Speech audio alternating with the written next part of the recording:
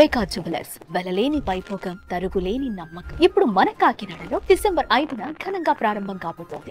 November 30 తారీఖు 2024 నాడు ఇదే పాలమూరు గడ్డ మీద ఈ పండుగ మనతో కలిసి చేసుకోవడానికి వేదిక మీద పెద్దలందరూ వచ్చిండ్రు అంటే వాళ్ళందరూ మన పాలమూరు జిల్లాకు అండగా నిలబడ్డారు. ఇది మనకు ఒక గొప్ప అవకాశం అని నేను చెప్పదలుచుకున్నా.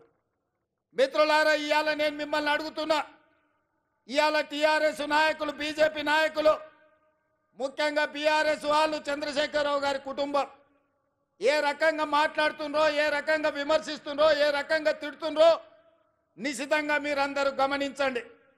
10 సంవత్సరాలు వాళ్ళు పరిపాలన చేసిండ్రు, 2 సార్లు ముఖ్యమంత్రి అయినరు. వారు ఏమి చేసిండ్రో నాకంటే మీకు ఎక్కువ తెలుసు.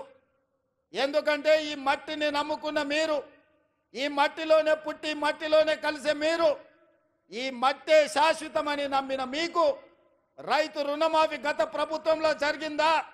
రైతుకు గిట్టుబాటు ధర వచ్చిందా? ఆనాడు చంద్రశేఖరరావు గారు స్వయంగా మాట్లాడిన మాటల్ని ఈనాటి రైతాంగం మర్చిపోయిందని వారు అనుకుంటున్నారా? ఆనాడు ఊరేస్తే ఊరేసుకున్నట్టే అన్నది ఈ పెద్ద మనిషి చంద్రశేఖరరావు గారు కాదా? ఇవాళ మరి నేను మిమ్మల్ని అడుగుతున్నా, మీ ద్వారా ఈ తెలంగాణ రాష్ట్ర రైతాంగాన్ని నేను అడగదలుచుకున్నా. ఆనాడు ఊరేసుకుంటే ఊరేసుకున్నా అన్నట్టు ఆనాటి ప్రభుత్వం అంటే, ఈనాడు మీరు ఊరేసుకుంటే 500 రూపాయల బోనస్ ఇస్తామని చెప్పిన మాట ఉత్తమ్ కుమార్ రెడ్డిది కాదా? ఊరేస్తే ఊరేసుకోండి అని చెప్పిన ఆనాటి పెద్ద మనిషి, మీరు వరి వేసుకోండి, వేసుకున్న వరికి 500 రూపాయల బోనస్ ఇస్తాం, మీ ఖాతాలో 3 రోజుల్లోనే బోనస్ కనక వర్షం గలగల రాలుతుంటే బీఆర్ఎస్ వాళ్ళ గుండెల్లో పిడుగులు పడుతున్నట్టుగా ఉన్నది. మిత్రులారా, ఇవాళ కాళేశ్వరం కట్టినా అన్నాడు, పాలమూరు రంగారెడ్డి ఎత్తిపోతలు చేపట్టినా అన్నాడు. ఇప్పటి వరకు 10 సంవత్సరాలలో ఆనాటి చంద్రశేఖరరావు గారు కేవలం సాగునీటి ప్రాజెక్టుల కోసం, కాంట్రాక్టర్ల కోసం 1,83,000 కోట్ల రూపాయలు ఖర్చు పెట్టిండు. అందులో కాళేశ్వరానికి 1,02 కోట్ల రూపాయలు, 1,02,000 కోట్ల రూపాయలు ఖర్చు పెట్టిండు. 1,02,000 కోట్ల రూపాయలు ఖర్చు పెట్టి ఆనాడు పండిన పంటను కాళేశ్వరం నీళ్లతో పండించిన అని గొప్పలు చెప్పుకున్నాడు. వారు చెప్పుకున్నప్పుడు మేమేం అనలేదు. కానీ వారు కట్టిన ప్రాజెక్టులు సుందిల్ల కావచ్చు, మేడిగడ్డ కావచ్చు, అన్నారం కావచ్చు, ఈ బ్రిడ్జ్లు, బారేజీలు కుప్పగూలిపోయి చుక్క నీరు లిఫ్టులు చేయకపోయినా, ఈనాడు కాంగ్రెస్ పార్టీ అధికారంలోకి వచ్చిన తర్వాత కాంగ్రెస్ పార్టీ కట్టిన ప్రాజెక్టులు, అది జూరాల కావచ్చు, శ్రీశైలం కావచ్చు, నాగార్జున సాగర్ కావచ్చు, నెట్టంపాడు కావచ్చు, కోయిల్ సాగర్ కావచ్చు, శ్రీరామ్ సాగర్ కావచ్చు, మంజిరా కావచ్చు, లేకపోతే శ్రీపాద ఎల్లంపల్లి కావచ్చు, ఇందిరా సాగర్ కావచ్చు, సీతారామ సాగర్ కావచ్చు, ఈ ప్రాజెక్టులన్నీ ఆనాడు కాంగ్రెస్ పార్టీ కట్టి ఆ ప్రాజెక్టుల ద్వారా నీళ్లు ఇచ్చి వరుణుడు కర్ణిస్తే ఈ సంవత్సరం కాళేశ్వరం లేకపోయినా, చుక్క నీరు ఇవ్వకపోయినా 1,53,00,000 మెట్రిక్ టన్నులు చరిత్రలోనే స్వతంత్రం వచ్చినప్పటి నుంచి ఈనాటి వరకు 75 సంవత్సరాలలో ఏ రాష్ట్రం ఉత్పత్తి చేయనంత ఉమ్మడి రాష్ట్రం 23 జిల్లాలు. ఇవాళ ఆంధ్రప్రదేశ్లో ఉన్న 13, తెలంగాణలో ఉన్న 10, ఉమ్మడి 23 జిల్లాలలో కూడా ఒక పంటకు 1,53,00,000 మెట్రిక్ టన్నుల వడ్లు ఎన్నడూ పండలే.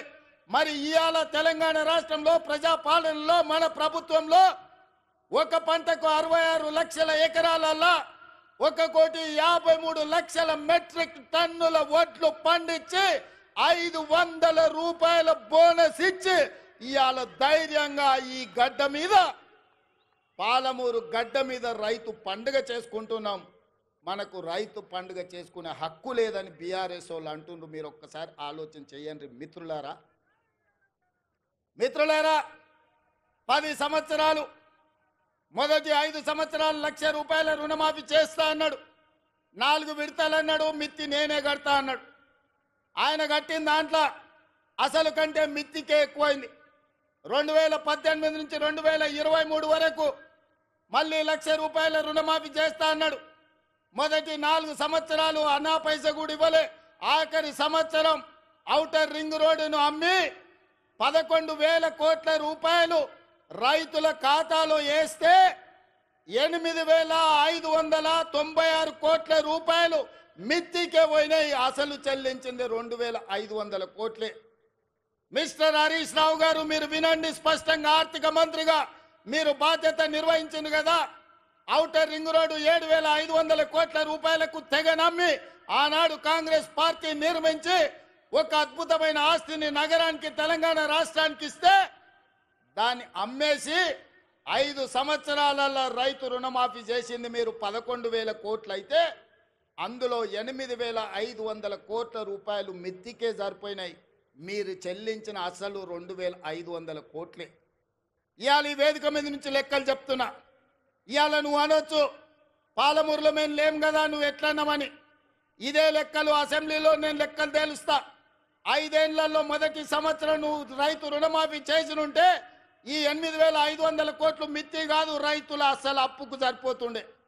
మీరు 5 ఏళ్లలో మొదటి సంవత్సరంలోనే రైతు రుణమాఫీ చెయ్యనందుకు ఇవాళ మీరు ఇచ్చిందంత మిత్తికే పోయింది. సుమన్ టీవీలో మీ పర్సనల్ అండ్ బిజినెస్ ప్రమోషన్స్ కోసం కింది నెంబర్కి కాంటాక్ట్ చేయండి.